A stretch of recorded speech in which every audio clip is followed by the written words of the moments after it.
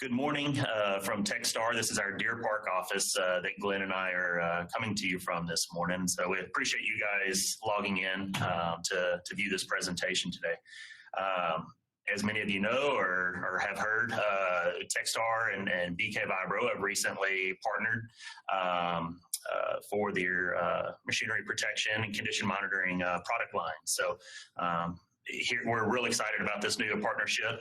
I'm looking forward to meeting with you guys more and more about it, introducing more of the technologies as we go forward. But with that being said, I will hand things over to Mr. Glenn Poche, and we'll get the presentation started this morning. If you have any questions, feel free to type them up, and I'll be monitoring the questions throughout the presentation, and we'll try to address them throughout the dialogue as we can. There is a 20-second delay from what we're saying by the time it reaches you. Keep that in mind. It may be a little bit of a delay before we are able to address your questions. So anyway, appreciate your time this morning, and feel free to ask questions. Thank you. Well, thanks, Jeremy. We're happy to be here today. Look forward to visiting with you kind of one-on-one and sharing some of these products that BK Vibro offers. And we'll be addressing those. We'll take a look at the outline here in a minute. But just before we start, you mentioned Poche.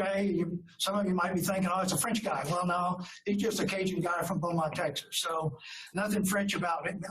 Maybe know a few lines, but that's about it. And if you happen to have had a good English teacher during your growing up years, you've learned phonics. So you're looking at the top of the board up there where it says Brule and something Vibro. So Brule kind of follows pretty easily Vibro. So what's that other word? Kajer? And it's like, no, it's not. It's German and it's care. So you think of K-J-A-E-R as C-A-R-E. Brule and care Vibro. So as Jeremy mentioned opening, we cheat. We just say BK Vibro. So just a little clarification on how to really pronunciate the care word. What I want to try to go through today for you is a number of different things. One is to address our VC8000 machinery protection monitoring system, which meets API 670. And as you well know, there are a lot of players in this business. And the question when you call on somebody, it's like, okay, there's a bunch of you in there. How are you different? So we're going to address this from the standpoint of how are you different? We're going to address roughly 10 key differentiators because there's some real differences as to what this product offers relative to what else is on the market there. The other is the condition monitoring software. Again, it's a very unique product and also a very unique way of going to market with this product. So I want to share that with you as well. We've just introduced a brand new product we call VCM3. It's the third generation of this particular product line. And it's designed for balance of plant products and applications. And I think you'll find it kind of interesting as well because it's pretty unique as well. And then finally, if we have time, we want to give a little quick demonstration of the condition monitoring software as well. So hour, maybe a little more than an hour. So if you happen to get a call or slip away, this is being recorded. So it'll be posted on the TechStar website. So you can go back and look at it and fill out what you may have missed. Or if you want to look at the whole thing again, that's opportunity as well. Short history of the company, and we're not going to spend more than 3 or 4 slides on this, but I think it's important to have a little background on the company. The history goes back to Schenck, the balancing folks of Europe, and Brule and Care, which is the test and instrument company of Europe as well, formed a unique organization in year 2000 and call it Brule and Care Vibro. So the Brule and Care Vibro itself goes back to 2000. So it's roughly a 20-year-old company. And you might ask, why in 2017 did they buy this SetPoint product line? Basically the vibration monitoring system, VC8000, and the condition monitoring software. After 17 years of business, they had gone through a couple of different product lines. So they were in the process of really getting ready to design a brand new monitoring system for protection and for condition monitoring to they did not have a good software platform for hydrodynamic bearings. And thirdly, they really didn't have a presence in the United States. Fair to say, few of you on the call have ever heard of Brule & Kjær Vibro. So 3 different things really drove them to take a look. There were some key people at the upper management of Brule & Kjær Vibro at the time and said, hey, you know, instead of really launching out and spending 2 years developing a new product line and new software, why don't we go see if we can buy something? And they happen to be quite familiar with their SetPoint product. So that took place. So that's kind of a little bit of background, but it also points out the commitment that Brule & Kjær Vibro has to the Americas business. So we've hired a number of different people in the last 6 months. We've just recently moved into a brand new facility in Gardnerville, Nevada. On the left-hand side, you're looking at a facility where we have our engineering and our offices, and in the back is a warehouse where we do all of our manufacturing and our warehousing of products. So real excited. It's about 3 times as big as the real estate that we were in before. So the group are really excited. Although, in all frankness, with the virus situation, all of them have been working from home, and it's like, oh, now we got a brand new facility. We got to go to the office, and it's like, well, it's kind of yes and no. So we're kind of in between home and this brand new office. But suffice to say, we're really excited about the new facility. Now, although you haven't heard of Brule & Kjær Vibro here in the United States, in their 20-year history, they have been very successful in Europe, the Middle East, Far East, Africa, South America, very, very strong. And obviously from this list of here, they've got a very broad client base. So we're new to the United States, not new to the globe. Also have done an awful lot with engineering companies on front-end engineering design, new projects, a lot of offshore application, things of that nature. So a lot of knowledge of Brule & Kjær Vibro on a global basis. And we're looking to work with a number of companies like TechStar to kind of spread the word and get our products moved out into the market there. Taking a look at the 2 products that Brule & Kjær Vibro, that's the hardware, the condition monitoring system, as well as the condition monitoring software. And I got a little picture there of, that's Lake Tahoe. So the little red dot there is on the southeast corner of Lake Tahoe. And if those of you have been in business for a period of time, you recognize that as being very close to a little city called Minden, Nevada, which is very close to Gardnerville, Nevada. In fact, we were there a couple of weeks ago, and it's hard to tell where the line is between Minden and Gardnerville. But a little bit of background, because you might be wondering, well, what did B&K Vibro buy? What was really unique about this? Is this a bunch of fly-by-night guys that popped up and developed this new hardware and software? The fact that we're in Gardnerville, Nevada is very important, because a company known as Roper Technologies is based in the United States on the New York Stock Exchange, ROP. Very big, basically a holding company. They hold about 20, 25 different companies. One of the companies they hold is Metric Instrument Company, which is based here in Houston. And they also hold Compressor Controls, which is up in Des Moines, Iowa. Most basically control systems, speed control, process control, that sort of thing. And the CEO of Roper Technologies decided he wanted to get into this business to really compete with a full-blown monitoring system that met API 670.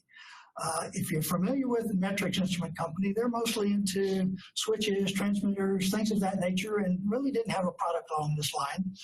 So the CEO went out and hired a guy by the name of Randy Chitwood, who was the vice president of Bentley, Nevada at the time, to head up this business. And he did this in 2009. So in 2009, Randy Chitwood was hired away from Bentley, Nevada to figure out how to get Roper Technologies into this condition monitoring business with some hardware and some software. He spent most of 2009 trying to figure out what to do. Compressor Controls actually had a product at the time that they were hopeful would work, but he had a couple of people look at it and said, nah, that's not good enough.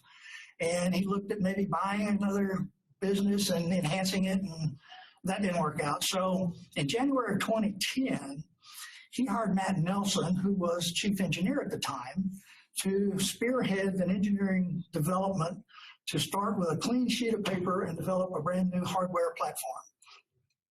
So the main gist of this overview here is really just to convey that the two people that really spearheaded the development of the hardware and eventually the software are two guys that were greatly involved with the development of the last two Bentley Nevada products.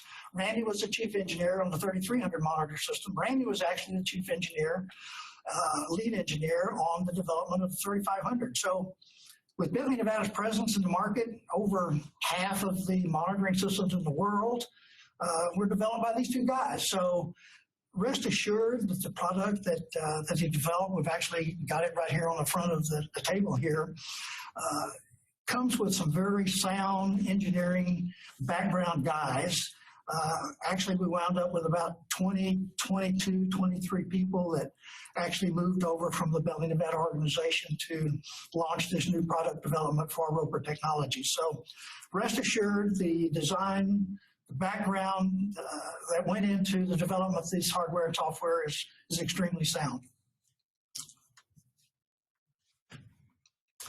One of the key things that is a key differentiator, again, is our unique relationship with OSI Soft.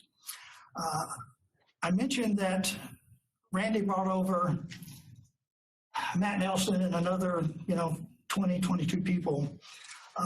Once we got the hardware developed and began shipping hardware, basically 18 months after the white sheet of paper to start with. So Matt started development in January of 2010. We were shipping hardware by the summer of 2011. So wow. Basically, we've been shipping hardware for roughly 9 years now. Is that right? Yep. Yeah, 9 years. So once we got hardware shipped, it's like, okay, I need a condition monitoring software. And Randy was strongly involved with the development of System 1. At the time, he had a big group of engineers in Minden, Nevada, plus, 50, 60, 75 engineers in India working on the product, and he had time on his hands. Well, he didn't have manpower and he didn't have time. So he was a personal friend of Pat Kennedy, who is the owner of OSI Soft. Pat used to come over to Bentley, Nevada, trying to get Don Bentley to consider using OSI Soft. And those of you that may have remembered Don was very much a non-invented here kind of guy. It's like, no, I'll do my own, thank you very much. So Randy had this relationship with Pat, so he went over California, San Mateo, maybe, I'm not sure, and sat down with the engineering group, and surprisingly, Pat Kennedy walks in the room. What are you trying to do? Well, these guys are wanting to try to figure out how to do some condition monitoring software and how to store data and things like that. So we're just looking at some options. So Pat said, well, it's real simple. Just put it in a Poche. And it's like, oh, you can't do that. Pat says, oh, yeah, you can do that. So it's really kind of surprising. You'd think the CEO of OSI Soft would be working about finances and organization. And he's the key guy that knows what his software can do, more so than some of the engineers that are working for him. So it's really kind of an ironic thing. So the guys went back to Minden, where our office was at the time.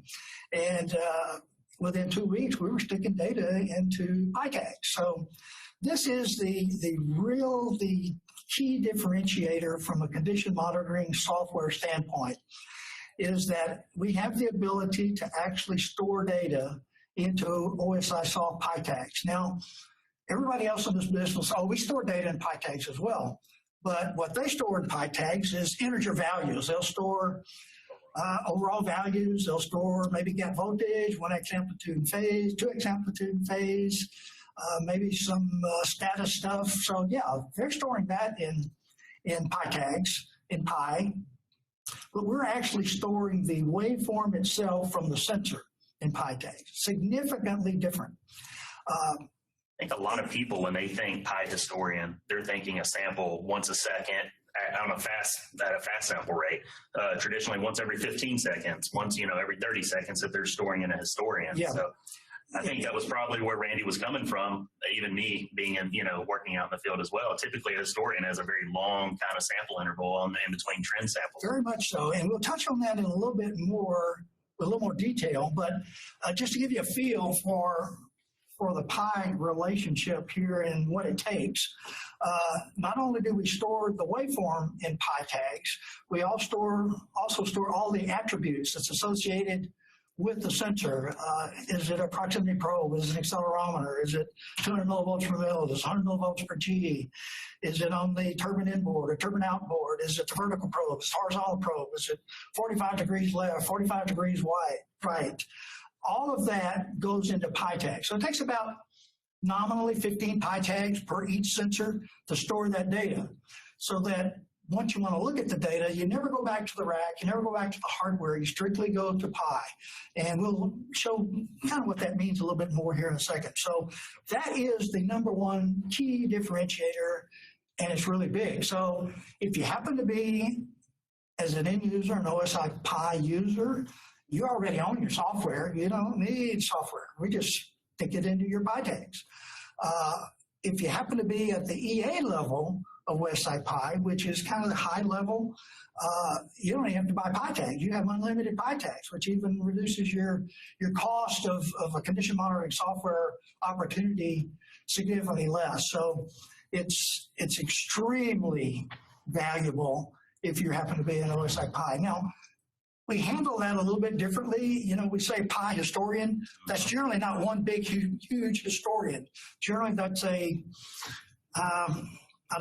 grouping of different servers that comprise a Pi historian, all of which are running on Pi, and they all do Pi-to-Pi network. So we generally wind up setting up a separate server. This is what most IT folks want.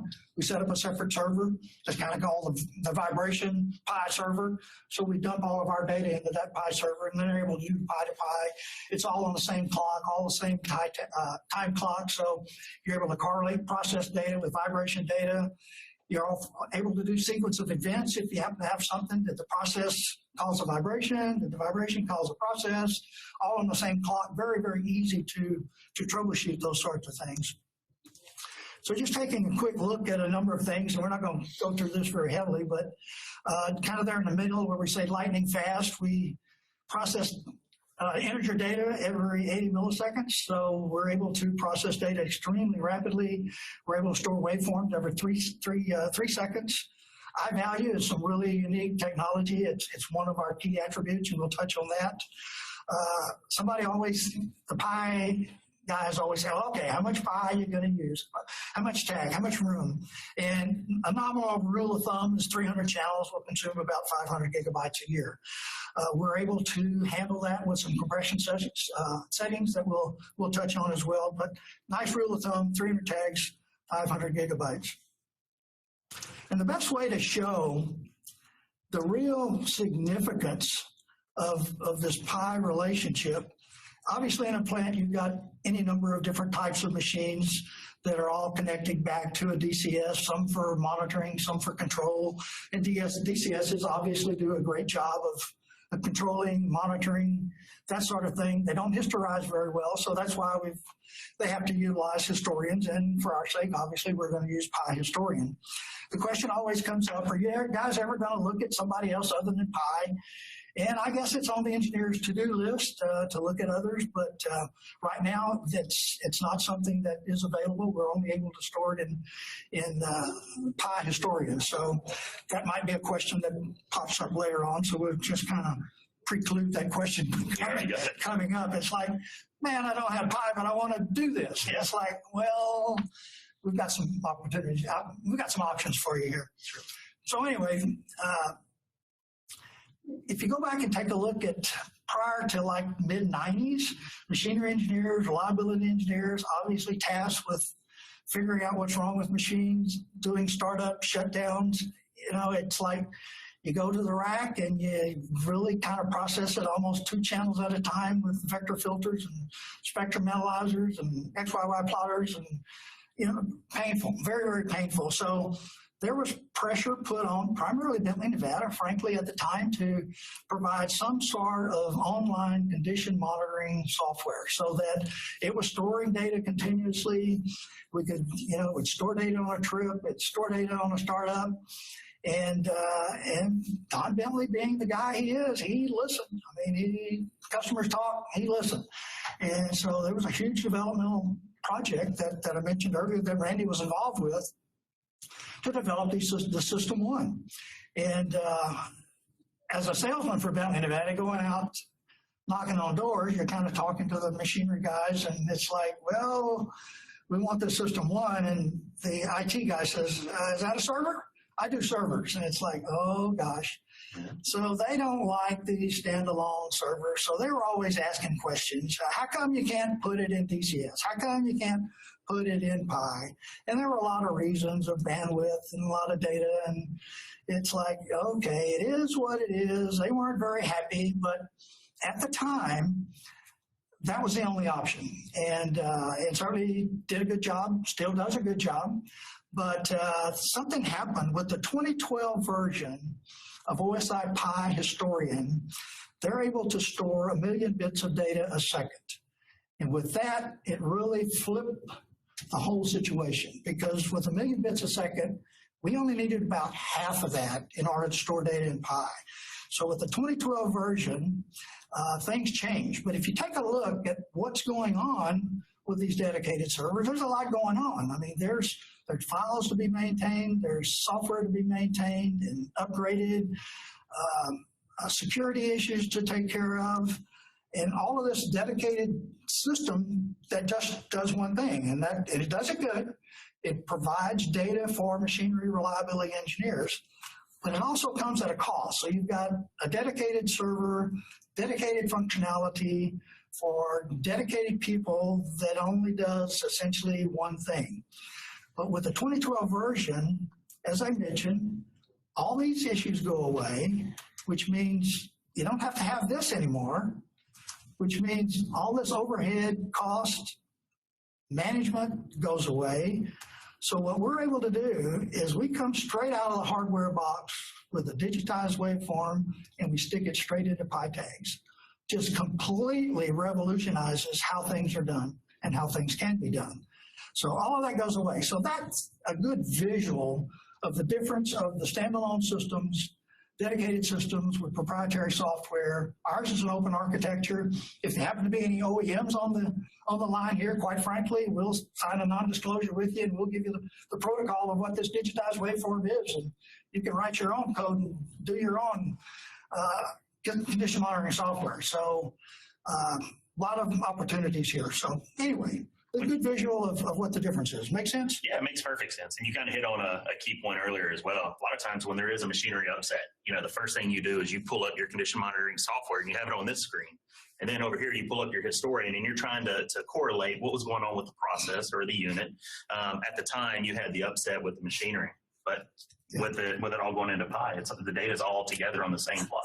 These standalone systems do pull some process data in, but you have to pre-decide what pressures, flows, temperatures from the process you want to be correlated with your vibration data. So you actually pull it back and put it in this standalone system. But if you've had a trip and it's like, golly, I wished I had that other temperature or the other flow, it's like, sorry, it's not there. Absolutely. So anyway, nice smiley face. IT folks love what we're doing. It's like, oh, just another server. I can buy some more Pi tags. More value for what I'm doing. So it's well received by the OSI soft guys. By the IT guys. So any questions, shoot them up over to Jeremy and we'll touch on those. A lot of people are still saying, no, you can't really do that. It's smoke and mirrors, Glenn. You just can't do it. You can't put a waveform in a Pi tag.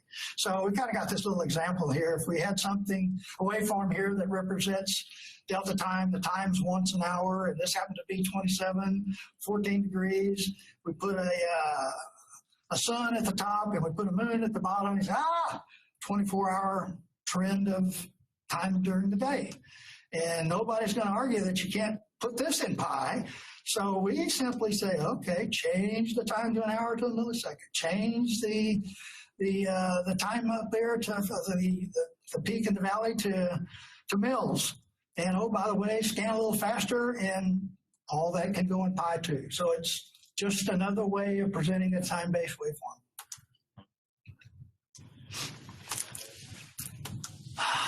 A lot of ways of visualizing data.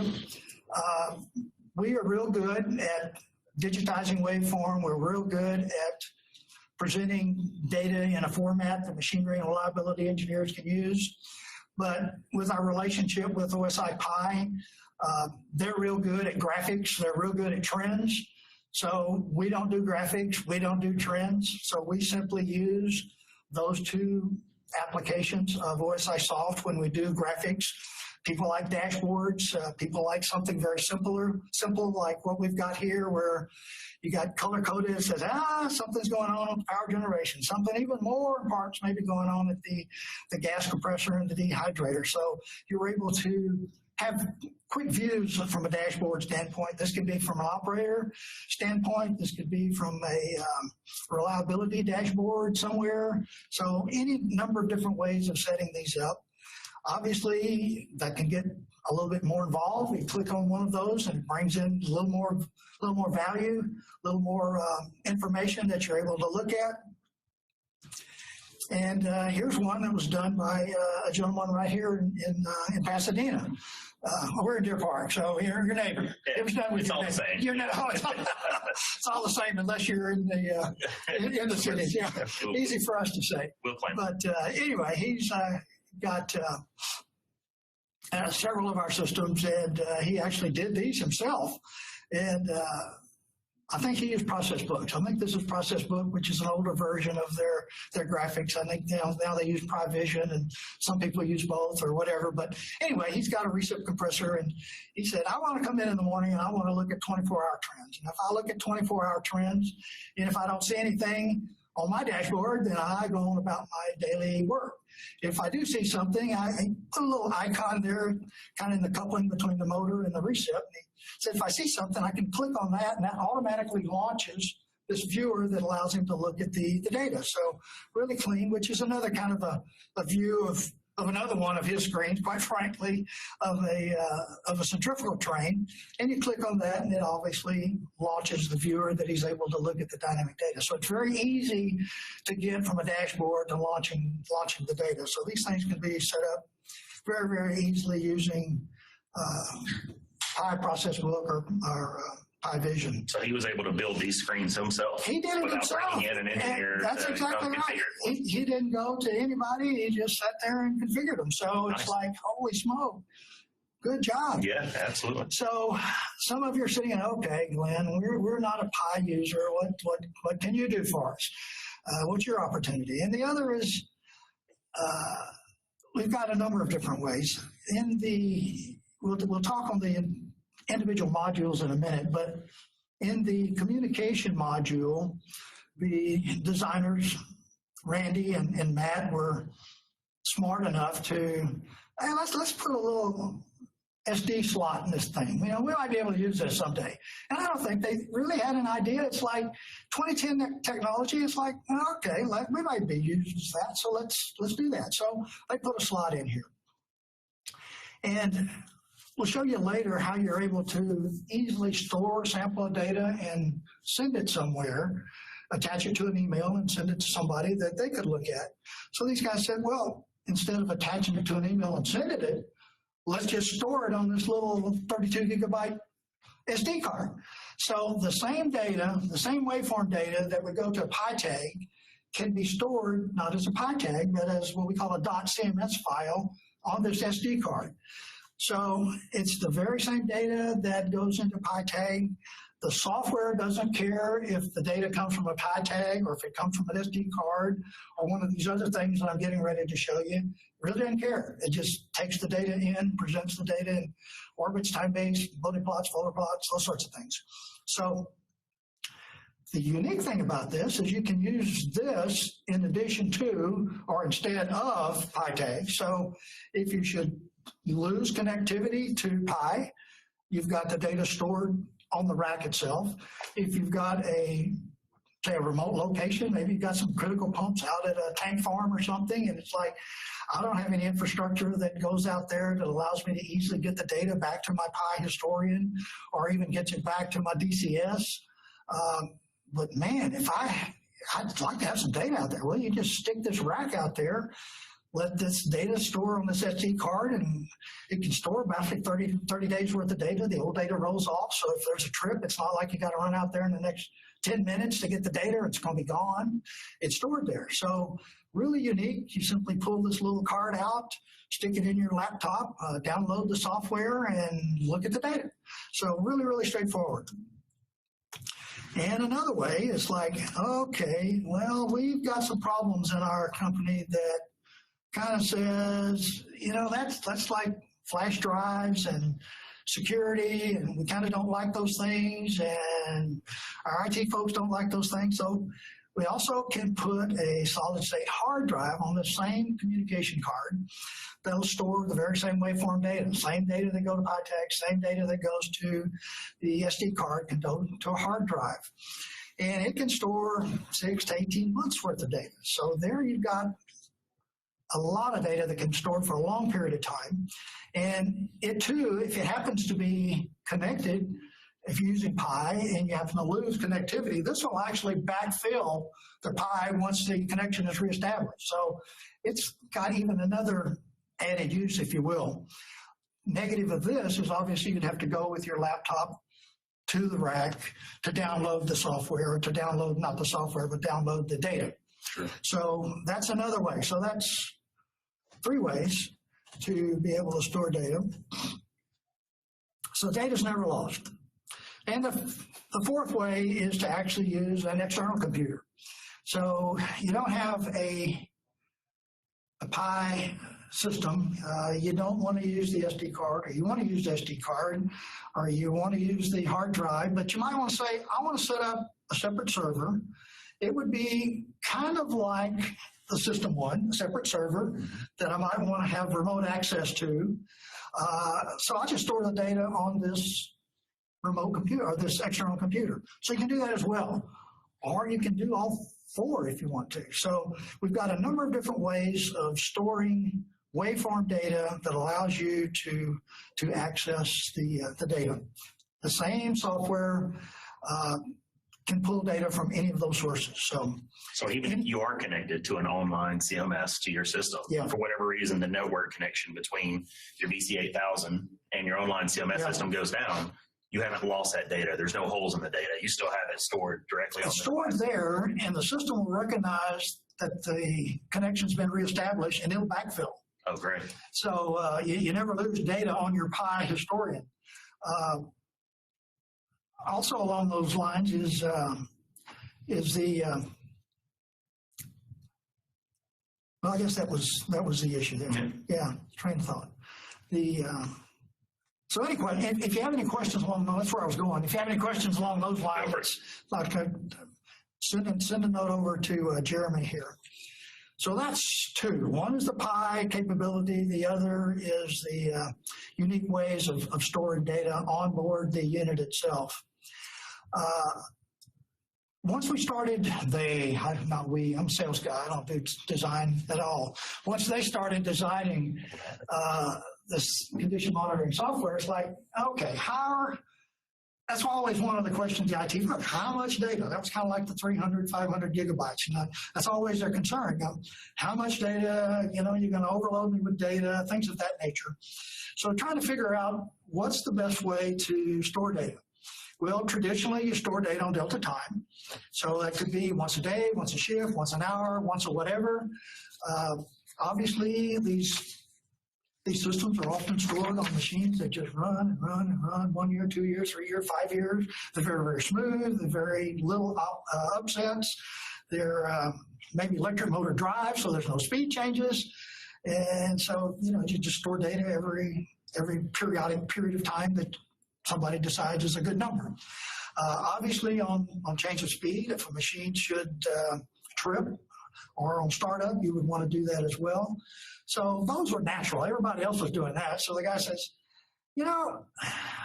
rather than, what if we just said, let's just store data in addition to those two. Let's just store data anytime it changes. It's like, oh, okay. If the data changes, let's store data. If the data doesn't change, we'll just rely on speed and delta time, because generally those are the criteria. So this opened up an opportunity for them to, they actually patented this thing, and we call it an I factor, and it's like interestingness. And I don't even know if that's a word, to be honest with you, but it's a patented technology, I'll tell you that. But we basically look for change in the waveform. And so you're saying, well, how do you do that? And if you can look down at the very low trace down here, you see something that goes through a second critical, goes through a first critical. That solid line kind of shows the speed, so it's a coast down.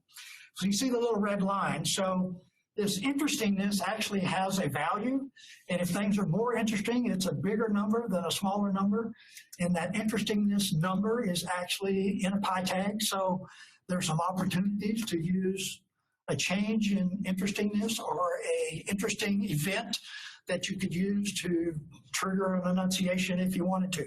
We'll touch on that a little bit more. So we got a couple of questions that came in, and hi, Demiji, good to see you. Good to see you online here. It's been a while since we've caught up. So Demiji asked, so we've invested in System 1 and it had data on it. How can you help us? That's one question. And then the other question is, they have clients who invested in System 1 and never got it installed because the OEM ignored them for years. How do you console such a client and convince him to come on board with the set point? Yeah, it's a good and a bad and the ugly. The good and the bad is for us to be able to look at the waveform data, it has to be digitized inside our hardware. So we're not able to utilize any data that might be in a System 1. However, the server itself could be utilized, but on the front end, we have to do the digitization in our hardware. So maybe that's from perspective of the audience, maybe that's a gotcha, but it is what it is. We do have to digitize the waveform and put it in a format that our software can look at. So we can't help you from the standpoint of what might be there, but certainly we could make use of the server that you've invested in. Yeah, and that's typically, even, and you run into this even when you go from, I remember going from data manager to System 1. Yes. That was a large transition. And how they store data, how you view data, how you pull that data is significantly different between the systems. And that'd be the same for any condition monitoring technology manufacturer out there.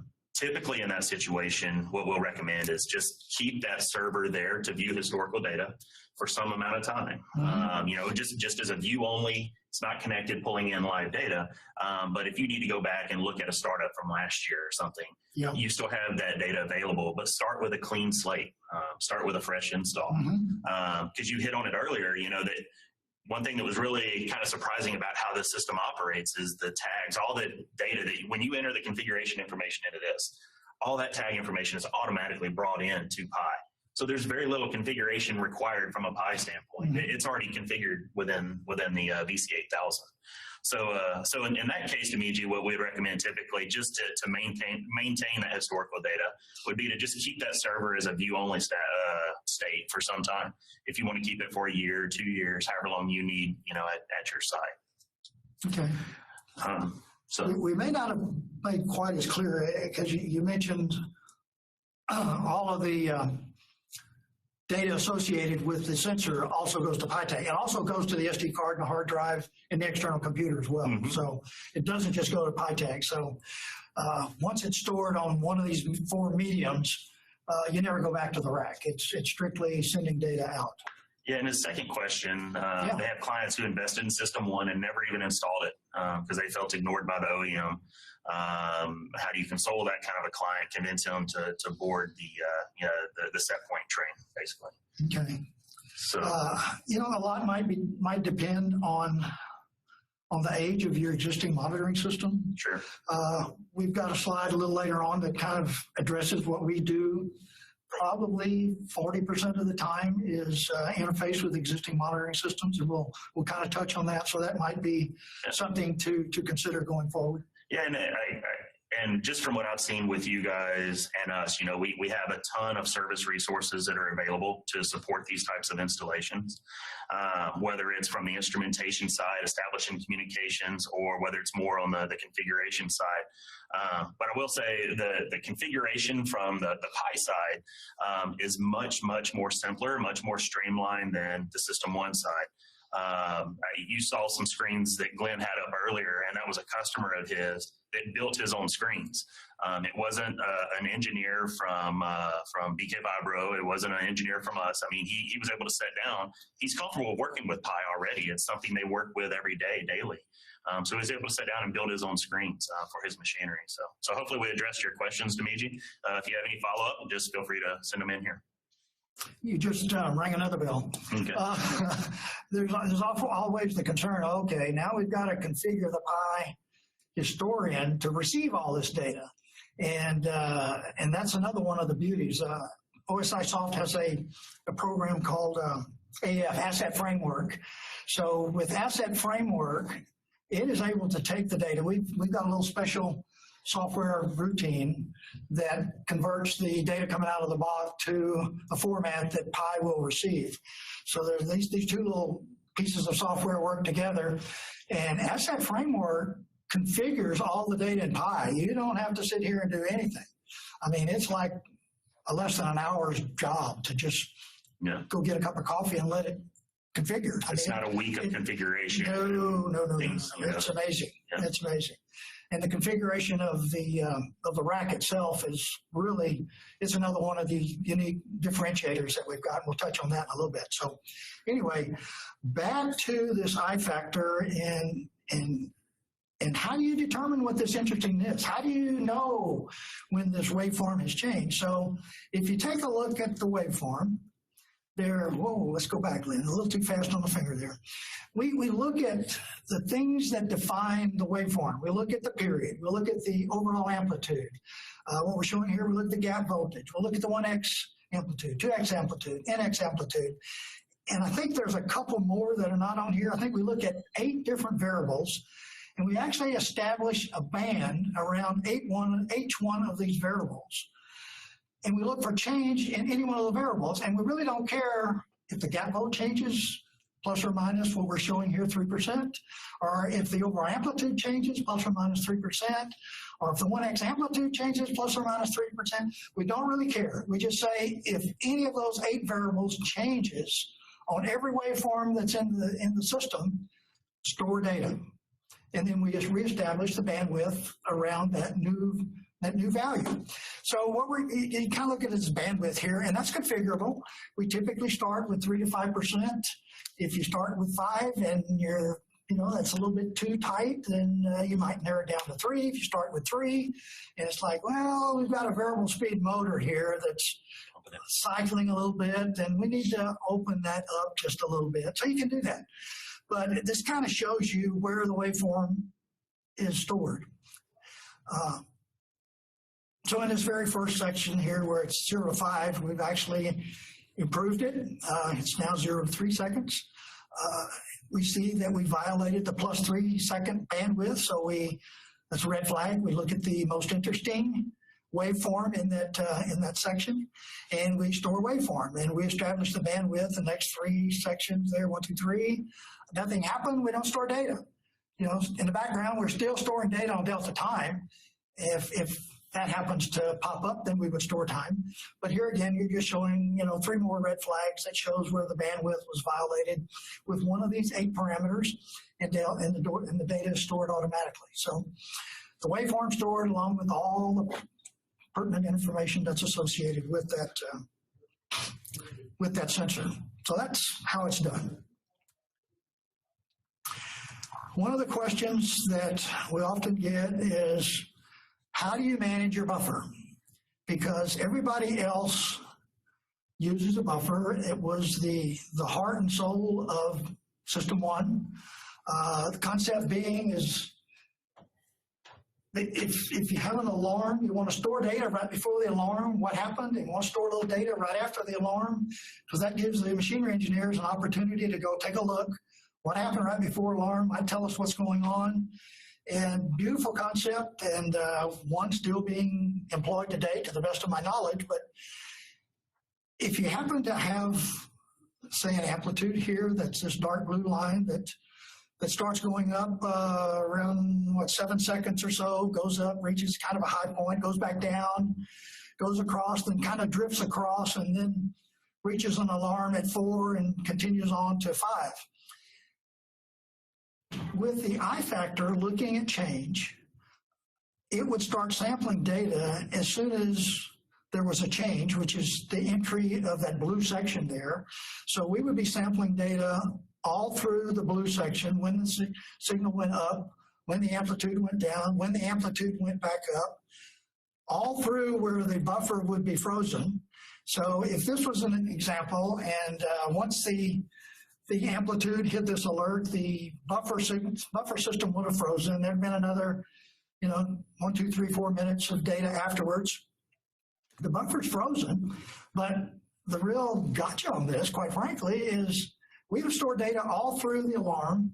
But even more importantly, if this machine's on trip and it goes to the red line, and the machine trips, we would catch the trip as well, because that's all going to be changing values. Meanwhile, buffers are frozen. No more data is being collected. So just, the beauty of this I factor and storing data on change is it's phenomenal. It's unbelievable. And only available here. So anyway, to me, this probably ought to be right behind Pi. Absolutely, yeah. but it's one of 10 that's unique. But this one is patented. It's unique, and well, you're doing two things. You're capturing that waveform data before you've had any alarm or anything like that where it's actually triggered an actual alarm set point. That's right. But secondarily, you're not flooding your database with a bunch of useless waveforms that are exactly the same as the prior sample. That's right. And as I mentioned, that I factor has a value that's in a Pi tag. And the fact that as soon as it started triggering in the blue and the I value is starting to be a value, the value in Pi can be ID'd and sent with notifications back to somebody. So somebody could be noticing. Now, for this example, you only got 25 minutes to get there. It's like, there's not a lot of time there, but oftentimes these things don't hurt. But anyway, pros and cons of what you can do, but the power of the I factor that's available to you with this system.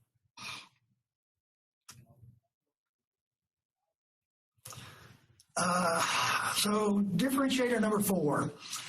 This was developed in conjunction with I guess we got plenty of time, huh? Yeah, well, we got 10 till 11 right now. Can I keep going? Keep on going. Okay. So this is being recorded so other people can... We're going past the hour, folks. I'll tell you that right now. I'm probably telling too many stories, but that's okay. There's good background information in how a lot of these things come up, because we kind of got the Don Bentley, talk to us, we listen. This was a customer that had bought some brand new hydrocarbon pumps, motor-driven pumps, between bearings for the rotors. They were knocking out mechanical seals. They actually had a fire.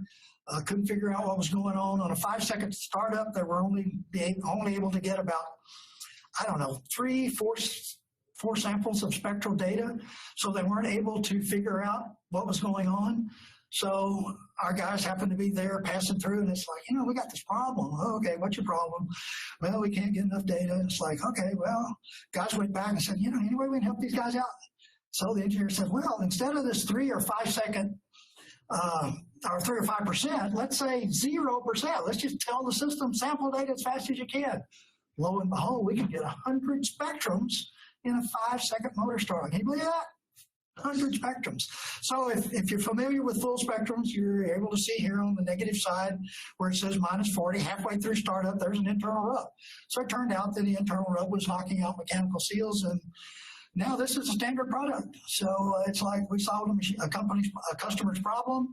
He helped us develop a brand new offering, and it's a standard product now. So again, being able to utilize the system. Again, using 2010 technology when Matt and Randy were developing the system, it's like, iPhone's really a smart thing. You can make phone calls, you can get directions, you can do all sorts of things with your iPhone. Why don't we consider that as a monitor? So sure enough, the monitor works pretty much like an iPhone. It's just a processor that you configure it to do whatever you want. We're saying 40 plus channels, and I don't know what the number is now. And I know we were working with a gear manufacturer that had a requirement to meet his one of the standards had to have dB levels at all four corners of the gearbox at 1 meter away had to be less than a certain decibel level. Can you do that? And it's like, no, but give us a few days. So Matt went and bought three microphones, and inside of a few days, he done configured another app. So now we can 3 microphones and give it to you in decibels. So I see your monitoring module here. Where's your I/O module? There is no I/O module, and we're going to touch on that in a little bit. But that is, again, one of the really unique things of the card. The card itself is a 4-channel card. It doesn't care what type of dynamic input goes in. All 4 channels can be different. All 4 channels don't have to be proximity probes or accelerometers. One can be a probe, one can be accelerometer, one can be a microphone, one can be a strain gauge. The card has 4 single pole double throw relays on it. The card has 4 to 20 milliamp outputs on it. If we pull the card out of the rack and set it on a table and put 24 volts to it, it's basically a 4-channel monitor with its own relays and its own 4 to 20 milliamp output. So it is a standalone device. If someday we might have a 4-channel UMM module monitor. I don't know, but who knows? But that was, again, just a really unique concept. There are only 4 active modules in the unit. We've touched on number 3 here, which is the universal monitoring module. There's also, on the far right-hand side, a 6-channel temperature monitoring module. It too has 4 single pole double throw relays. It too has 4 to 20 milliamp outputs. Mix and match, 3-wire, 4-wire, thermocouples, RTDs, ground in, unground in, don't care, mix match. Very versatile unit. The 4-channel temperature monitor will also receive a 4 to 20 milliamp output. If you wanted to pull some process data in and have it tied in with the rack, you could do that. The 4-channel universal monitoring module will actually drive and power a 4 to 20 milliamp loop if you wanted to do that as well. So you kind of got different options there if you wanted to get some 4 to 20 milliamp input into the rack. The second item there, the system access module, does a number of things. Obviously, it has the little SD card that we mentioned up in the real top there, the little vertical slot that you see. The next slot down is the DC output. That would be a Modbus signal that would go to the operators for overall gap voltages, status, 1x amplitude, phase, 2x amplitude, those kinds of things. The next connector down would be the output for the digitized waveform going to Pi Historian or going to the external computer. There's another slot that's on here where we also have an analog output for going to DCS. We had a customer that we don't do Modbus yet. We still do analog. So we've made that now a standard feature. And then the very last connector that you see at the bottom is a connector that goes to the display for strictly visualization. On the far left over here is a rack connection module where we bring power into the rack. There's an OK relay. There's an OK reset. There's some special functionality up the very top where you see some terminals where kind of for some gas turbine applications where you might want the amplitudes to be a little bit different depending on the speed range. So we've got some special functionality there. But again, there's a 5th card. To be honest with you, there's a 5th card because we had a customer that came in and they said, you got that rack connection module and you're bringing power in there. If something goes wrong with that card, you're dead in the water. You don't have any power. So we built a 5th card that just has two sets of terminals to bring power into another card that goes to the backplane. So you can send power to the backplane via two different cards. So it's a little more reliability if you're that way. Really haven't sold that many, but again, it's another way of providing a more robust system. But you know, the more, and I've been working with these guys ever since its infancy, and the more I am around the unit and look at what these guys do, I mean, the sheer brilliance, frankly, of Randy and Matt and what they put together here is unbelievable. I mean, you talk to Randy, he says, you know, the biggest question that Matt and I wrestled with was, what's the architecture? You know, we got a clean sheet of paper. We can do whatever we want. Roper says, go do it. And he says, you know, do you use a distributed system or do you use a centralized system? You know, what do you do? And so he said, we wrestle with it. He says, you know, we're trying to get a lot of channels in a rack, full-size rack, 56 channels. That's a lot of waveforms to be processing as fast as we're going to be processing. If we do with a centralized system, we're going to have to, the processor's going to have to be doing an awful lot. It's going to get hot. Probably going to have to put a heat sink on it. Can't just have one, got to have two for reliability. You may even have to put a fan in, and that's not good. That's just another something to go wrong, to go tilt. So he said, we looked real hard at the architecture and decided that distributed monitoring system was really the way to go. Each universal monitoring module takes in its own sensors, processes its own signal, does its own peak-to-peak waveform, does its own comparisons for alarm, danger, set points, and just sends the waveform down, sends the Modbus data down to the communication card, and the communication card just dumps it out.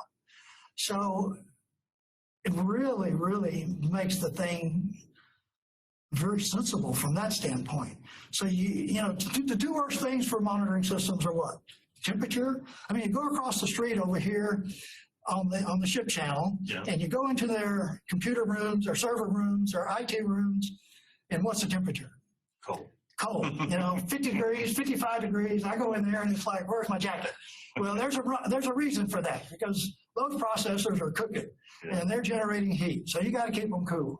So that's one of the bad things for electronics is temperature. The other thing is connections. Connections are weak points. So there are no input modules on this system. There are no output modules on this system.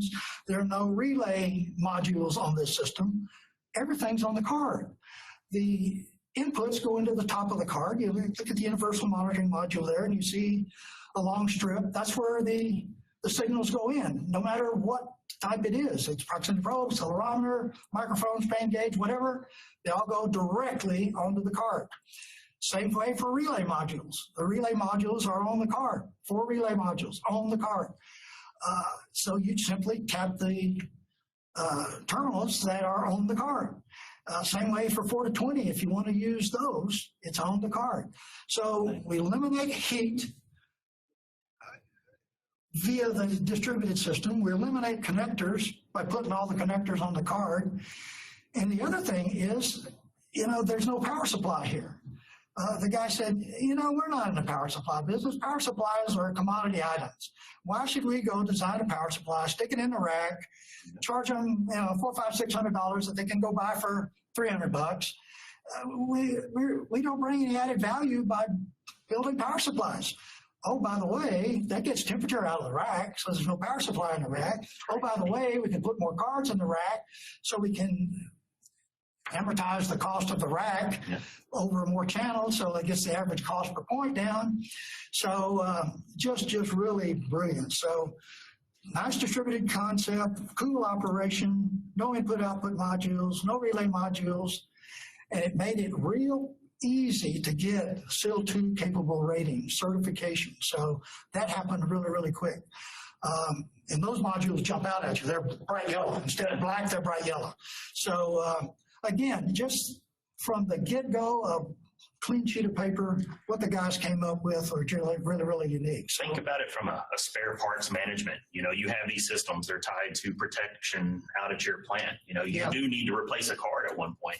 you've got 4 cards that you're maintaining in your inventory, not additional I/O modules, not 15, 20 different types of front monitoring modules, and a combination of the two. I mean, it's 4 cards. That's it. And it covers everything. It really does. Really does. And you can even, like as I mentioned, pull the UMM out, configure it in your lab if you want to, and then go stick it in the rack. So, I mean, there's a lot of things you can do. Sure. Obviously, you want to bypass the These things are hot swappable, but depending upon relays, whether they're energized, de-energized, you probably ought to bypass the alarm while you do the plug-in. You won't hurt the monitor. Relays, those may activate. Yeah, normally energized and so forth. Yeah. Another differentiator is the configuration. It is truly an Excel spreadsheet, so it's cut and paste. It's a piece of cake. So if you're comfortable with configuring any other existing system that you've got out there, you'll have no problem at all with this. In fact, you'll be excited. Another neat thing is reciprocating compressors. Again, 4-channel UMM card. In a lot of the systems, people are wanting to measure PV. You need to look at the dynamic pressure. It's just another input on the 4-channel UMM card. You don't need to go buy a special card that costs 4 times a regular vibration card.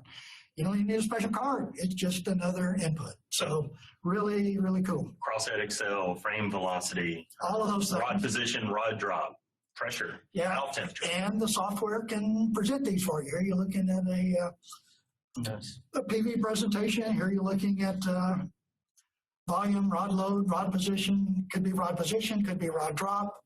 All of these things are available.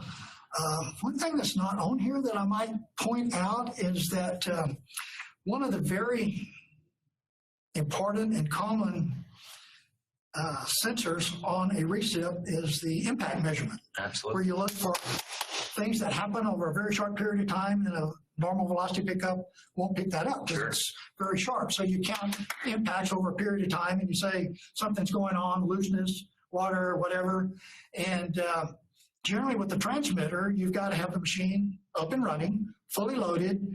You call out on the crosshead, in the temperature, in the hot, hard hat on, no water dripping off your nose, and you got 2 little pots to establish a threshold value and another. Not the safest thing to do, not the comfortable thing to do. You could bring an accelerometer that's mounted on the crosshead back to here, do all that configuration at the rack. Don't have to be out on the machine. Oh, that is so really cool. And if you already have those impact sensors or transmitters, we can change the wiring so that the output is not a 4 to 20. The output is the waveform from the accelerometer that's in the impact and bring it straight in. So you don't have to change the sensor. Use your existing sensors. Yeah, tend to forget that. Yeah. Free viewer. All right. You download that off the website. Yeah, you're going to have to go and tell us who you are. But we don't spread the word. We don't use your name. We don't use your email address. We just like to know and keep up with who is downloading. But it is truly free. And it's like, Glenn, there's no free lunch. Yeah. No free lunch. What's the deal here? So it's kind of at the bottom here. What's the catch? If you want to use our monitoring system just for monitoring system, we charge a price. If you want to use it for condition monitoring software, then we add some additional costs to the rack to activate the firmware that does the digitization. So we add money on the front end of the hardware. We give you the viewer free. It's kind of like a PDF. If you want to look at a PDF file, you go download the free viewer, and you can look at a PDF file. Same way here. The guy that wants to send or generate the PDF, he's got to go buy the software. Yep. So he buys the software, generates a PDF, send it to anybody. Anybody can look at it for free. Same thing here. We charge you money to generate the waveform, free to look at it, and anybody can look at it. So that's a good point. So anyone watching this, you can basically go on their website, submit the request, and you'll get an email to go download the viewer free of charge. So, and that's also the configurator as well for the BC8000 and the CMS viewer both operate that way. It's not going to do you a lot of good, but you can I say it's not going to do a lot. You can't configure a rack, obviously, but you can play with the software. You can configure it. It's an Excel spreadsheet. You can get a feel for it and that sort of thing. But to add to what Jeremy just said, if you go download the software, send either one of us a note, and let's send you a little sample of data. Yeah. And you can actually play with this CMS software. Yeah, we have some data files like rubs and imbalance. There's a few others as well that they're relatively small, so we can get them to you easily. So feel free to do that. So that's the catch. The catch is the money on the front end. No licensing fees, no ongoing fees. If there's 5 machinery engineers in the plant, they can all download it. There's no limitation on the number. And so anyway, real good. Nice. This is differentiator number 10. And this probably represents a, I don't know, 30, 40% of our business maybe. It's a customer that has existing monitoring systems. I'm picking on Valley, Nevada here a little bit because they probably got most of the stuff that's out there. And they've got their monitoring system. It might be old, it might be new, but they're happy with it. And all the relays are configured to their alarm and or shutdown system. They've got Modbus signals going to the operators. The operators are comfortable with their desktops, or not their desktops, but their dashboards. Standalone protection system, that's it. Standalone, and it's doing what they like. But they like kind of what we've shown here today. They like this condition monitoring software. May or may not be Pi users, but it's like, man, how can we do this? Well, we do this by using the very same hardware, and we simply take the buffered signals off of the existing monitor system as input into the rack. The rack is not configured for any alert danger set points. The relays are not configured. The alert danger set points are not configured. We simply process the waveforms, and we send the data any one of the 4 places. We can send it to a Pi historian. We can use the LSD card that's in the rack. We can use the hard drive. We can send it to an external computer. So it's strictly what I've shown here is a data acquisition system. The really neat thing is, depending upon how old your monitoring system is, if that's ever obsoleted, or if you ever have problems, or for whatever reason, you never have to buy another monitoring system. You just reconfigure this thing now. It's no longer a data acquisition. You just turn it into a monitoring system. You start activating the relays, set up the alert and danger set points, all of that. So you kind of got a standby monitoring system, for lack of another word. If you don't have a major outage planned for some time, but you want to be able to start collecting this data, I mean, that's a great way to do it. I mean, you're basically pulling the transducer wiring off of the like you said, the obsolete protection system and landing them directly on this guy, which the VC8000 is a full API 670 rated machinery protection system as well. I got to be honest with you, too.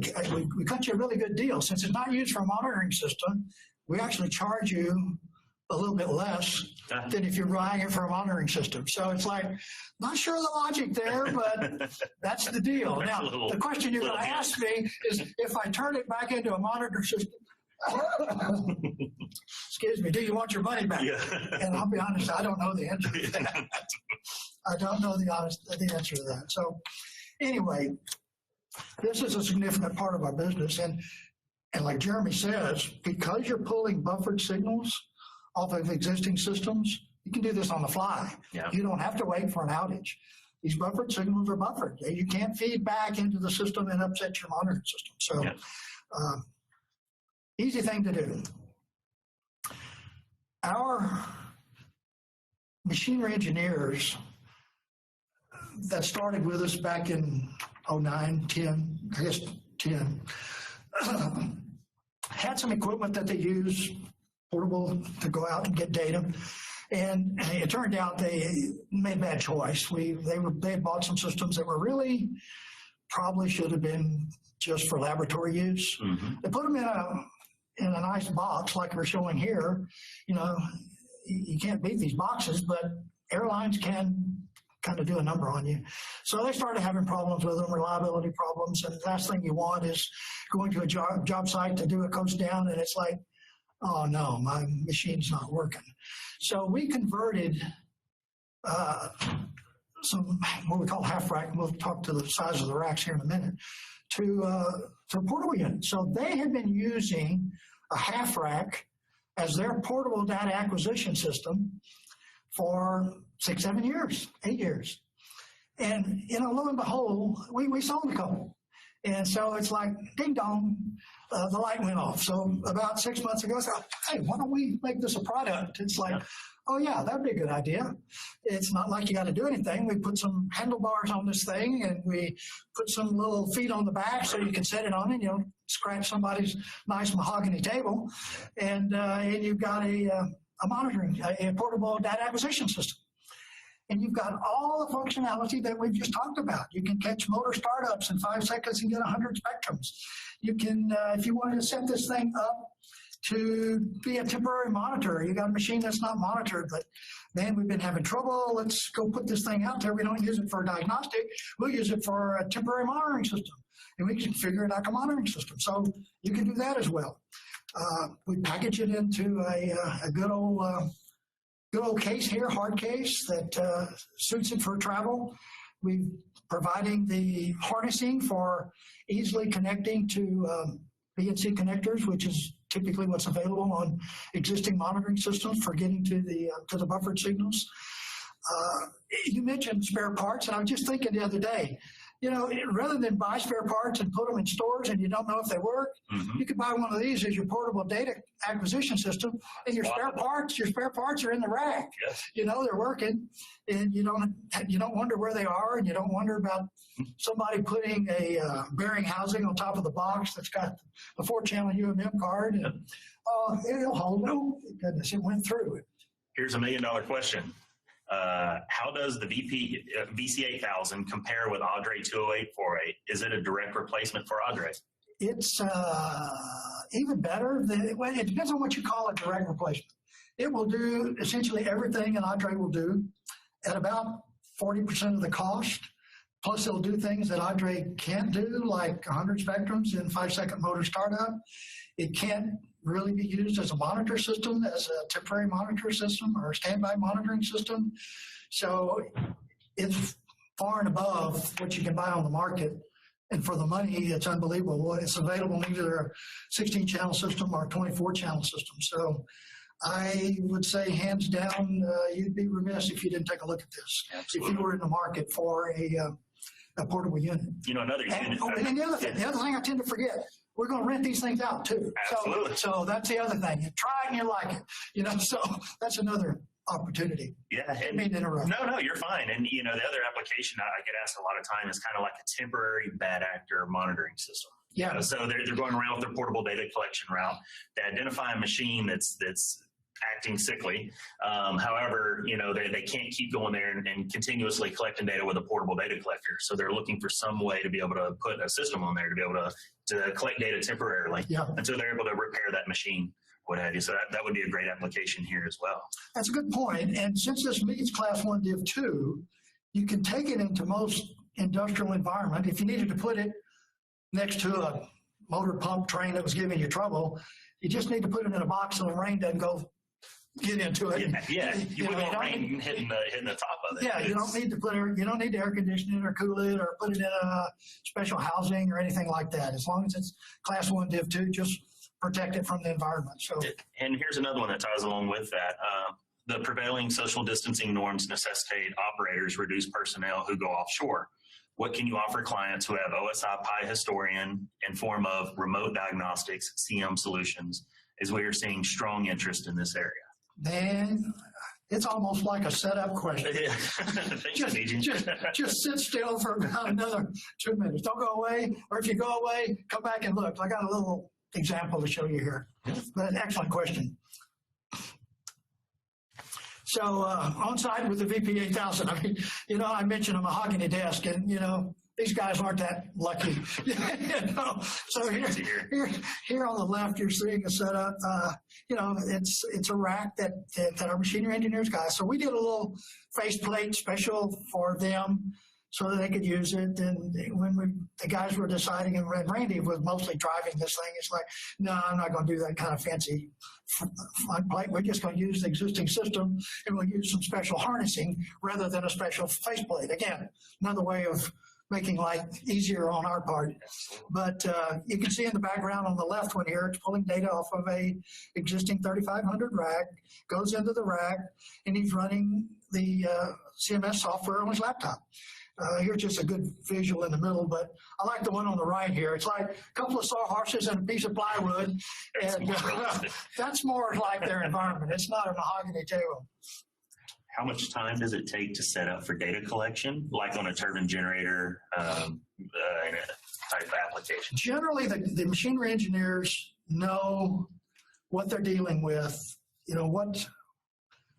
what the transducer suite is that's on the particular machine train that they're going to go take data on. And generally, they'll have the rack all configured before they even get there. So it's just a matter of finding a sawhorse and two pieces of plywood to get it up and going. To get it up and going. So it's really short term. Yeah, and I can say from my comparison of seeing this system versus others, basically what I really liked about the configuration of the system, everything is on one page. You're not clicking on a tab for this channel pair and then going down and setting the variables for that, and then clicking on another tab for those channel pairs and trying to figure out what you need to configure there. This is all on one page. It's clear. You see all your alarm set points. You see the locations. Everything it's much more of an open architecture than a lot of the other type configurators that I've seen out there. Yeah. So in terms of configuring, a full system like this, if you have all your data, you know what kind of transducers are coming into each channel, literally in 30 minutes, you should be able to have a configuration built and downloaded to it. So that's just my experience. Would you agree with that? Particularly for the machinery engineers that are using as a data acquisition tool.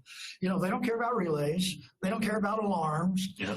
They just want to configure the right sensors and the right sensitivity and have the train laid out right. So it is a 30-minute setup. Yeah. Whereas, if you're going to configure and look at, put in the names of everything and all of that, that might take a little bit more time to actually configure something that's going to be on a machine train monitoring, that sort of thing. So, yeah, and it's not separate cards for a digital recorder, a separate card for that. It's basically all included in the unit when you buy the unit. So. Exactly. If we didn't answer that question for you, feel free to type it back in here for us. Here's the example that this gentleman was led me into here. So this is an example of remote monitoring. We're dealing with a gas turbine OEM. We're dealing with an end user in Mexico, an end user in Puerto Rico, and of course BK Vibro in Nevada. So here's kind of the logistics of this. The OEM is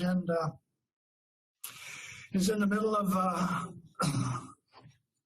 Florida, actually in Orlando.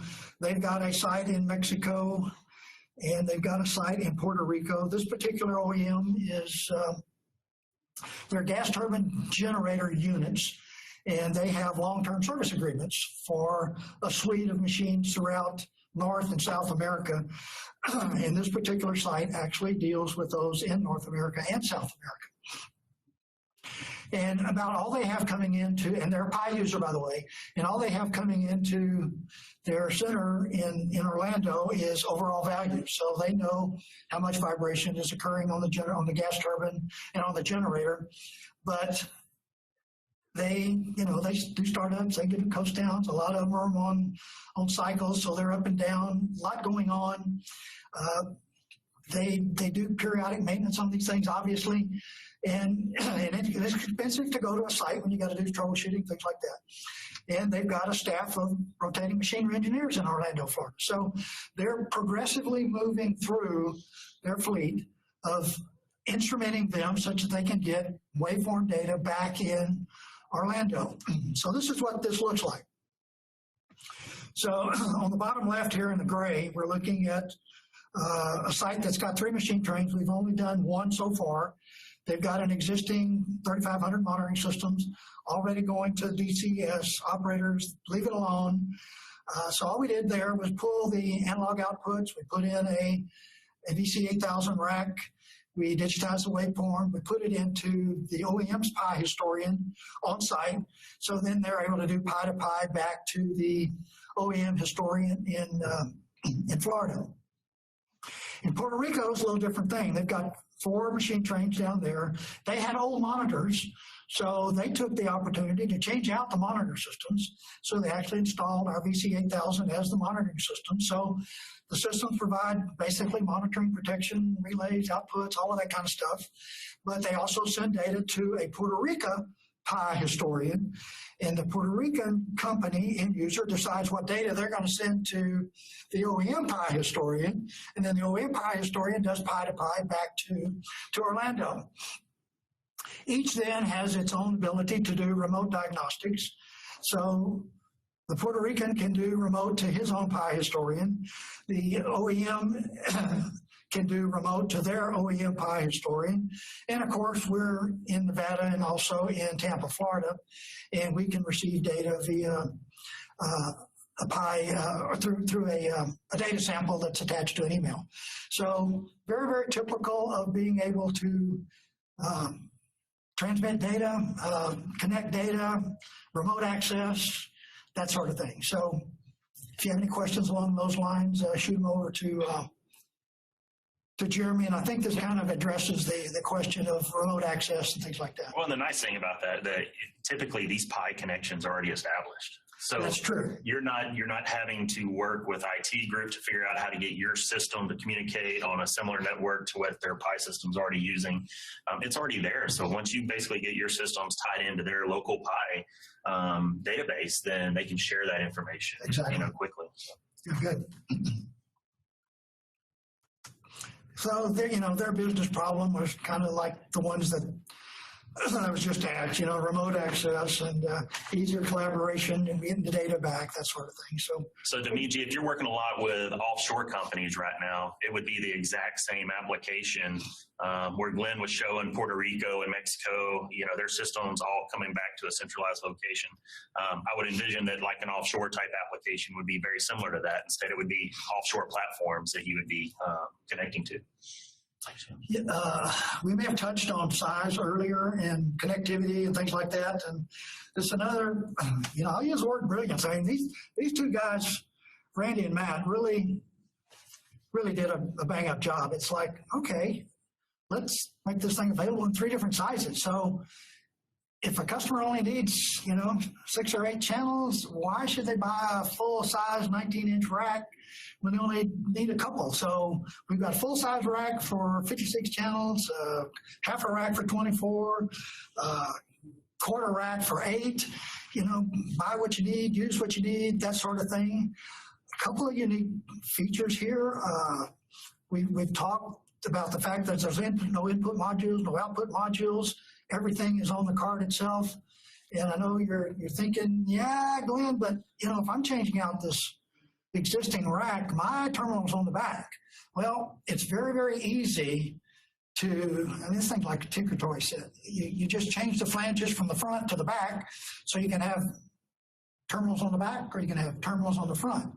This makes it really, really nice if you've got the need for a bulkhead application. You may want to put this in the back of a console. You just put the flanges on the back, mount this thing in the back of the console. If you want the display can be on the door of the cabinet. We can have a big display, a regular display. The display we'll touch on just in a minute here, but a lot of flexibility. In fact, I said terminals on the front, terminals on the back. This little box in the very middle here, it's a little quarter rack. It was an application, frankly, at a nuclear plant where they didn't have much room. And it's like, can you put the terminals on the side? On the side. And it's like, well, yeah, I guess so. And so, again, talk to us. What do you need? We're listening. But that's not a separate chassis. I mean, you're basically taking this existing chassis and you've got screws that mount these mounts. And so that's really nice. You can quickly convert this to a bulkhead. You can convert it like Glenn shows you here as a side mount, a panel mount, or a rack mount, whatever you need. So. Dmitry also asked where there's a client need for an EMDS guy to be looking at the data from the shore. Is that within TechStar BKV scope? If we have access to the data, yes, we can. Yeah. Obviously you could send it attached, but we have a customer here in Pasadena that has, I don't know, half a dozen of these systems. And if they'll open the door to let us in, Yeah. we can actually go in to their system and take a look at things or do upgrades or whatever. They just take it offline, or if they happen to be down, then we can do that as well. So there's a number of different ways of being able to support your needs remotely. Yeah, Dimitri, they have a guy based out of Florida. He's a real top-notch machinery diagnostic engineer named Peyton Swan. And Peyton, he's one that can look at MDS, this type of diagnostic data. He also does diagnostic training, and he can even do remote training classes and things as well. So, yeah, we have multiple ways, avenues to actually perform the diagnostics on the data that comes from these systems.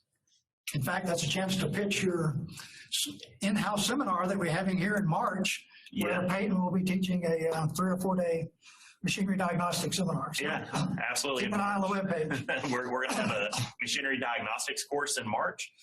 And later this year, we have 2 Mobius certification classes. If you need a Cat 1 or a Cat 2 certification via Mobius, we have those coming up as well. So.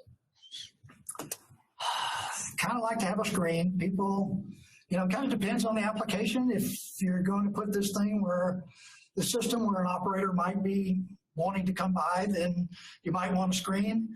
If it's in the back of a console that's buried in a relay room that nobody goes into, then man, you sure don't want a screen, don't need a screen, don't pay for a screen.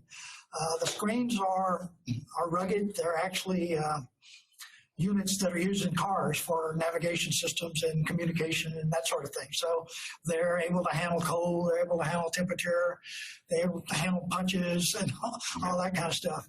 And again, during the developmental stage of this product, we had actually users as part of the developmental team. So Matt would, every 2-3 weeks, he would hold, this is what we're doing, what do you think? And they were talking about screens. And actually, a customer came up with this concept. He says, how about just use a bar? So every monitored channel in the rack shows up as a bar, and the bar is sized relative to its individual danger set point, which is a little red line. So you're able to easily glance at the screen as to where you stand. Obviously, you like to see all green bars. If you look at the very first little bar there, you see the first little green, roughly 45, 50% of danger, so you kind of know that. The next little green bar there is maybe 60% of danger, so you just mentally you know where you are relative to the danger set point.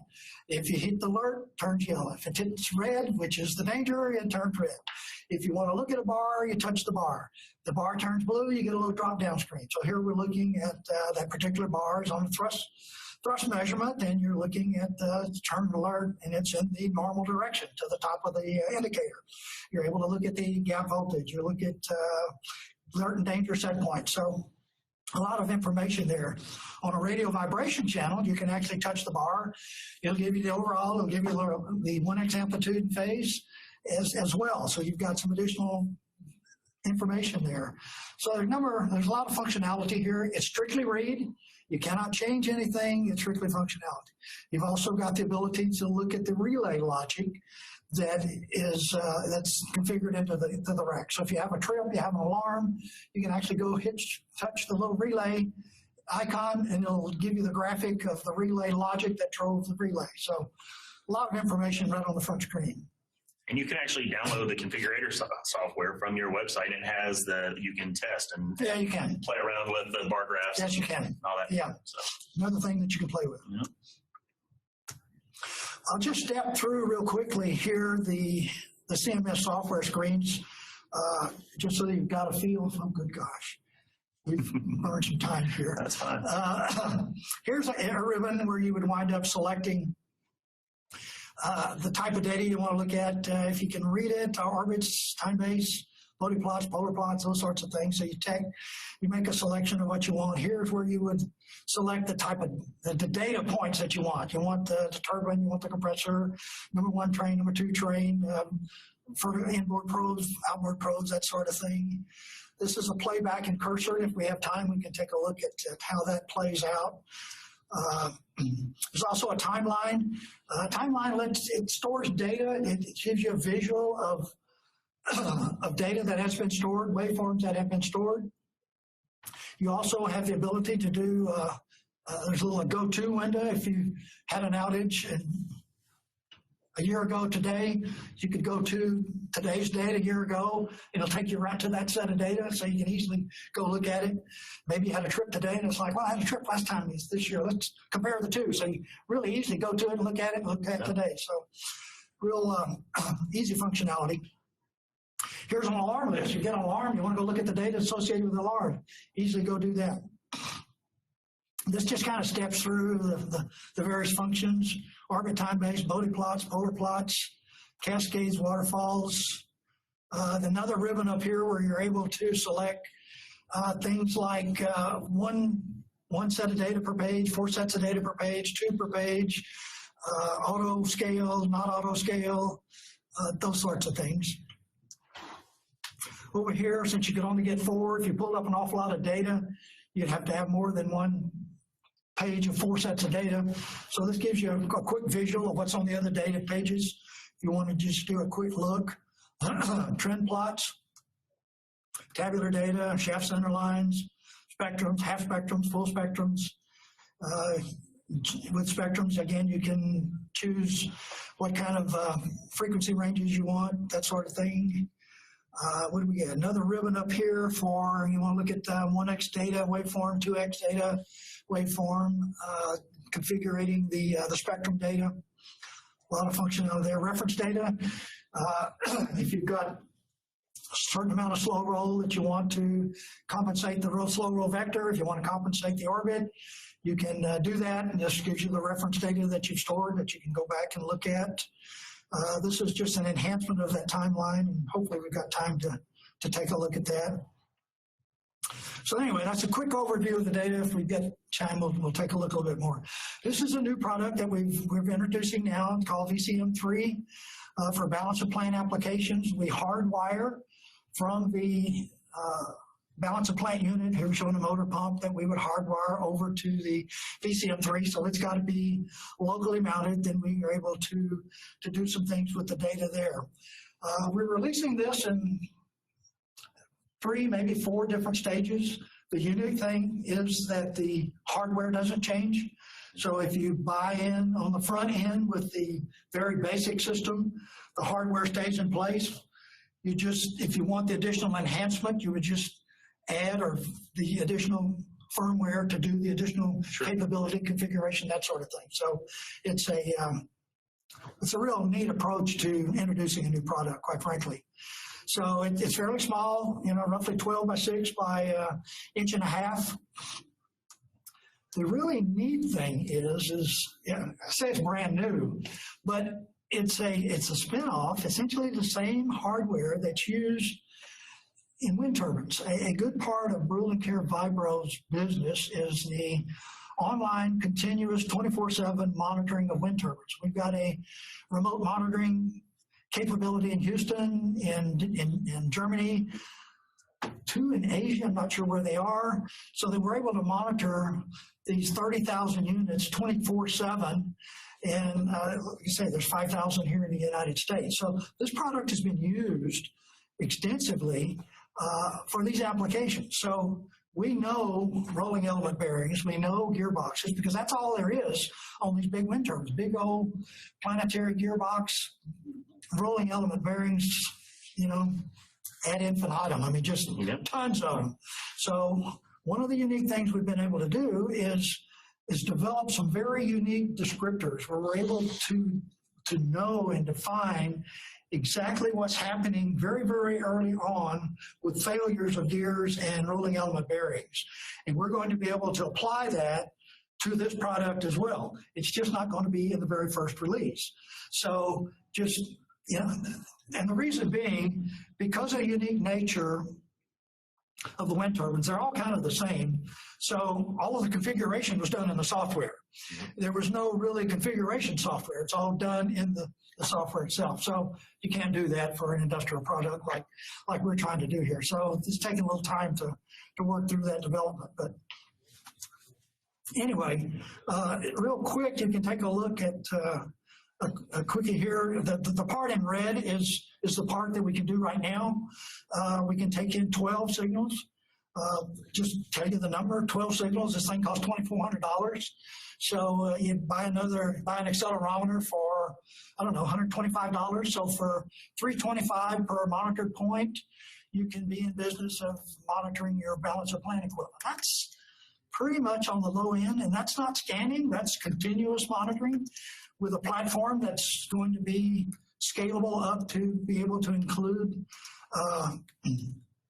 the ability to identify failures very, very early on. And you can see a little bit where we say here, future activation for 20 milliamp outputs, some digital information, things of that nature. So got big plans for this unit. Initially, you'll be able to look at the waveforms, you'll be able to look at spectrums by way of a web page.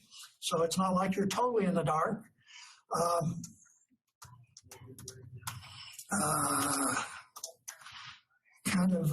What we're doing here long term as far as what we'll be able to do. These advanced descriptors are something that will be extremely unique going forward. We can do this as well right now as far as being able to put digital data out to a DCS. But the real unique thing is Pi. We've mentioned that the monitor system can communicate with Pi. We mentioned that the portable data collector can communicate with Pi. Now we will also eventually be able to interface this data with Pi so that no matter whether you're using the online condition monitoring for your critical machines, this BOP product for your balance of plant machines, or this portable data collector for your temporary or whatever, all will play with the very same software that is free. So, well, and you just answered the question that just came in. Is there a cost involved with upgrades to software and firmware? There will be some firmware upgrade because there will be additional functionality. I'm not sure that I can give you that number right now. In fact, I'm sure I can. Oh, yeah. But it won't be a huge number. Okay. But I'll see if I can get a little bit more information. Greg's on the line, so Greg will take that as an action. Yeah. To give us a little bit, and maybe it's just order of magnitude. Yeah. But anyway, and the question of wireless comes in, and no, we can't. We're not going to be wireless from the sensor to the box, although we're looking at wireless sensors, wireless applications. So right now, that's not on the roadmap, but it's on the to-do list and being looked at. But we can wirelessly transmit from the hardware box to a receiver. So we do have that wireless capability. So we can get you out of the pump alley to a receiver. I don't have communication forward. And of course, BK Vibro also has transmitters, accelerometers, velocity pickups, proximity probes, simple sensors, and those sorts of things. So we've got a suite of those as well. Well, there we go. We have arrived. We have. And I guess there's like, what did he say? 20-second time delay if you have questions. By all means, go ahead and send those over. Okay. Very quickly. Maybe I can, well, this was something that we don't really need to do. Maybe I can easily get this. So yeah, guys, we're done with the presentation side of this. If you guys have any questions, please feel free to submit them now. Did you want to do a live demo? Yeah, let's just kind of roll into it. I'll make it really, really, really quick. Okay. Hopefully this is up on your screen. So Glenn's going to do a live demo. If you have any questions that come up from the presentation that we haven't already answered or throughout the demo, feel free to ask them here as you have been. I pre-pulled up some data. This is rotor kit data, so it's not going to be real complex. So I'm pulling up I'm going to look at the turbine, and it's got these particular sensors that are associated with it. but if we wanted to keep things fairly simple for demonstration purposes, so I selected these points, and then puts these points down in this bottom tray here. So this is the points that I've selected here, and you'll notice down here in this timeline, this is showing me the data that I brought in. So this is going to show you really a number of startup and shutdowns of rotor kits. We have a rotor kit in Nevada that the guys use for testing the data and that sort of thing. So they can run it up, shut it down, run it up, shut it down, just doing various things. So if we come over here to home, and we say we want to look at an orbit, a time base, say Bode, Polar, and Spectrum. That's probably some of the more common stuff. And it's like, my gosh, that is busy, busy, busy. Well, the viewer is processing all the data that's down in this tray. So if we go back over here and do a zoom, so now all I'm doing is expanding this tray. So what you're seeing is a lot of startup shutdown. So if I just want to look at this set of data, we do that. So now we're looking at a startup. This black line is a speed and a coast down. So we're looking at a startup and a coast down. We're looking at rotor going through the first resonance, second, coming back down through second, through first. So if we further wanted, let's just look at the startup here. So if we did this, we're able to look at just the startup. Whoops, what did I do?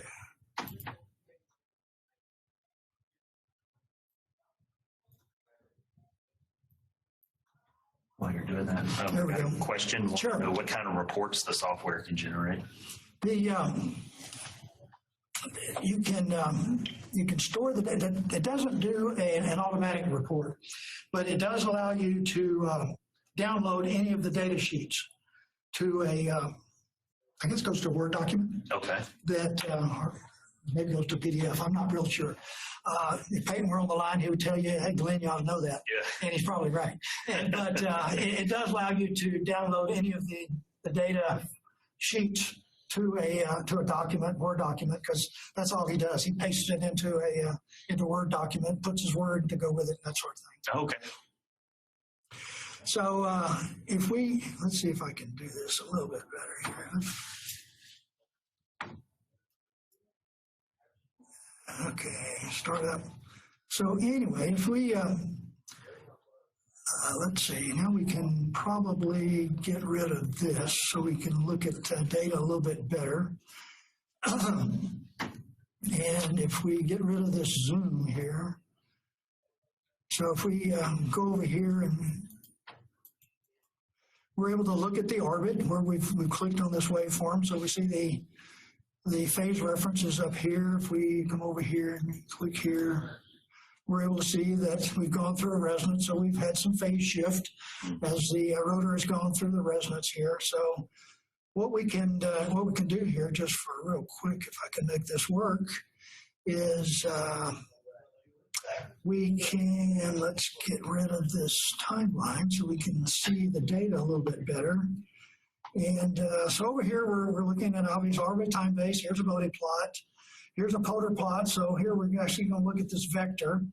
So we're going to play back this sample data. So, if you've had a startup, a shutdown last night, sure. You can go back and hopefully we can make it play. So we're able to essentially... So you can. So similar like a digital recorder, you're Absolutely. playing back an actual event. Actually.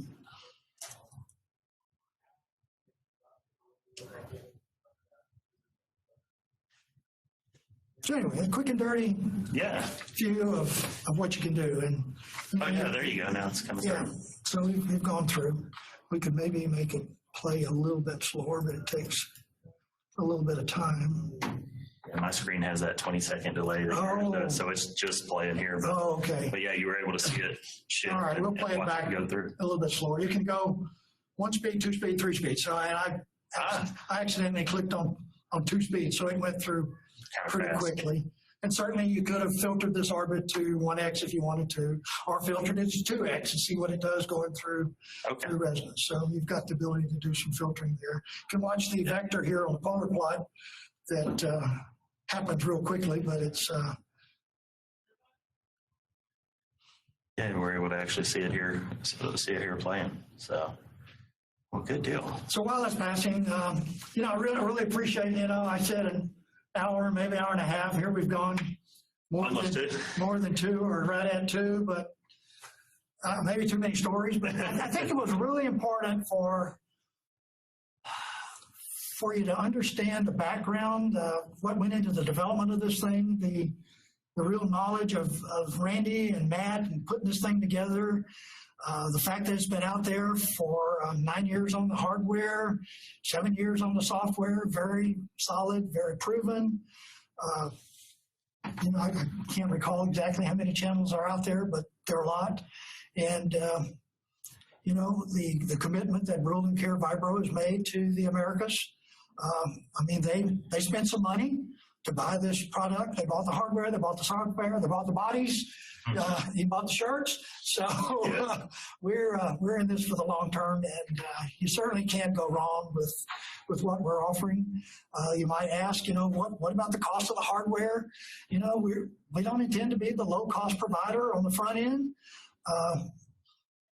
There's a lot of value. There's a lot of unique capability that's in the hardware that, there's no reason for us to take a bath, for lack of another word, on the hardware side. But if you're looking at condition monitoring software and monitoring together, this package beats anything on the market by a factor of probably 3, maybe a third, if not more. Certainly less than half. Well, if you look at like a 5-year cost of ownership, when you buy the rack, it comes with the software.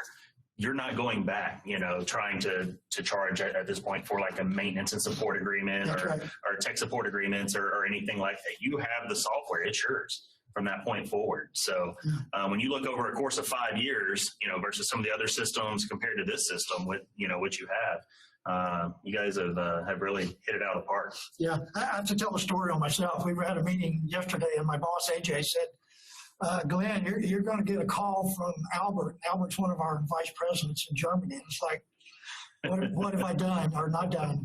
And he said, Albert was looking to see who had downloaded the latest software. And he noted that you haven't. And it's like, geez, AJ, I downloaded this software about 2 months ago, but I said, I didn't know that we had new software. And I said, that's a hole that we've got. We're not notifying people of a new release. So that's something, hey, Albert, you're right. I didn't because I didn't know, and neither does anybody else that's got this software. That's something that we need to fix. Yeah. So, and that's something that I knew that we had discussed before. So I got nailed. I will get nailed. I haven't gotten a call from Albert yet, but I'm expecting a call. But he's right. That's something that we need to fix. So, it's work in progress. We've done a lot, but communication and things of that nature, it's coming along.